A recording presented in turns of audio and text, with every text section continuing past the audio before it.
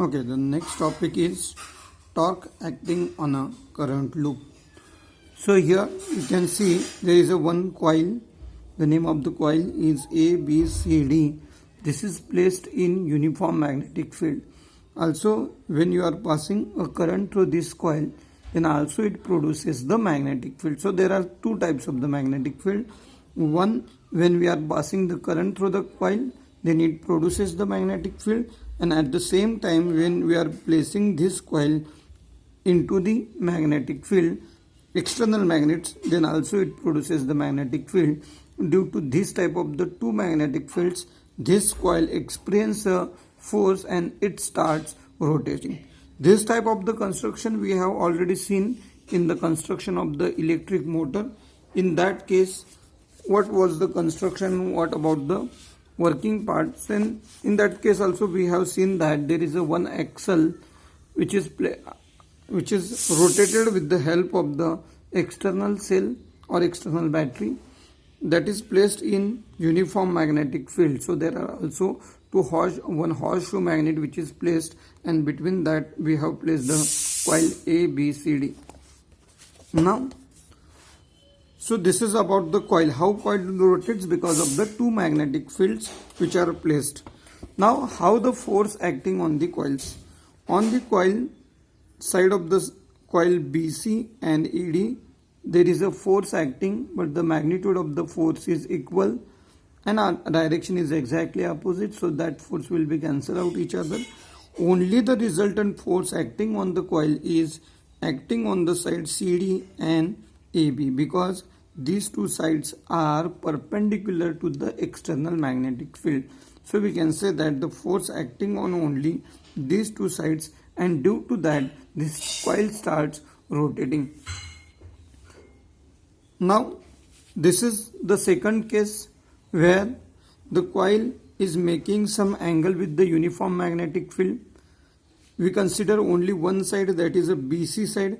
This BC side is making some angle, that is a 90 minus theta with the magnetic field, where the length between B and C is L2, and between this center of the coil or center of the axis to C point or B point is half of the length, that is L by 2. So this is about when the coil is making some angle with the uniform magnetic field. So this is the third diagram where how the coil is placed in the uniform magnetic field. So we have considered only the loop of the coil, where AB and CD, these two are the important sides because these are perpendicular to the magnetic fields, and which is produces the resultant torque. While AB, AD and BC we consider as these two sides are parallel to the magnetic field, so they will cancel out each other. So here we have to determine the value of the resultant torque acting on the coil. So for that we consider the force acting on the side BC or AD. So what is the magnitude of the force acting on the side BC? It is given by ILB sine, because it is making some angle 90, because this side BC making an angle 90 minus theta with the magnetic field.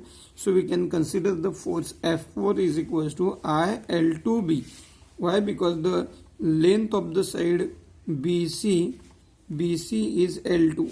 So we consider IL2B sine 90 minus theta. This F4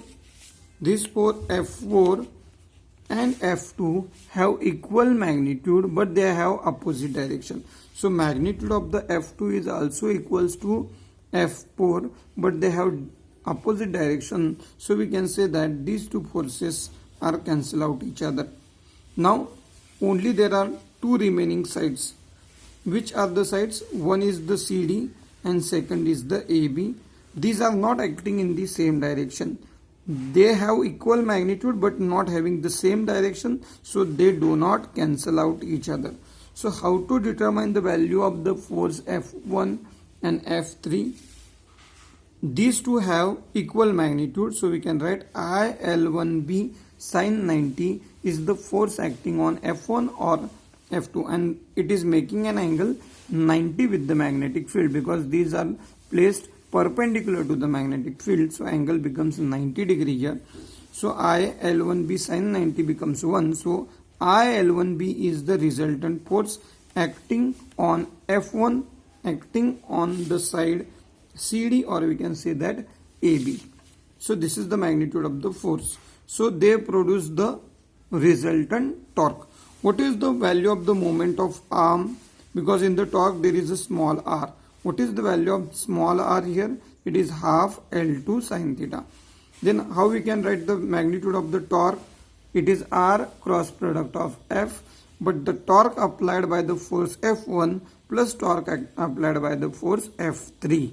So we consider the both forces. So torque by F1 is given by I L1B half L2 sin theta, and similar, because the magnitude of the torque acting by the force F1 and F3 having same. So we should write same equation here. This is by F1, this is by F3. So in that case, what is the common term? Half is common. Half L1B L2 sin theta plus half L1B L2 sin theta. So half plus half becomes 1. Half plus half becomes 1. I L1 L2B sin theta. This is the magnitude of the resultant torque. Suppose the coil is made up of n number of turns, then in that case we can write, here we put capital N, that is the number of turns of the coil. So your equation will be N I L1 L2B sin theta, but here L1 L2 length into breadth or length into length becomes area. So we can write NIAB sin theta is the equation for the resultant torque acting on the coil. Here one more important concept is there, the right hand thumb rule. Right hand or Fleming's right hand rule. What is the Fleming's right hand rule? It gives the magnitude of the force acting on the coil. What is the Fleming's right hand rule? So we can, here we can see, stretch your right hand in such a way that your forefinger, middle finger and thumb are mutually perpendicular to each other. Then your thumb shows the motion of the conductor or force acting on the conductor. Index finger shows the direction of the magnetic field and middle finger shows the direction of the induced current. So this is about the Fleming's right hand rule.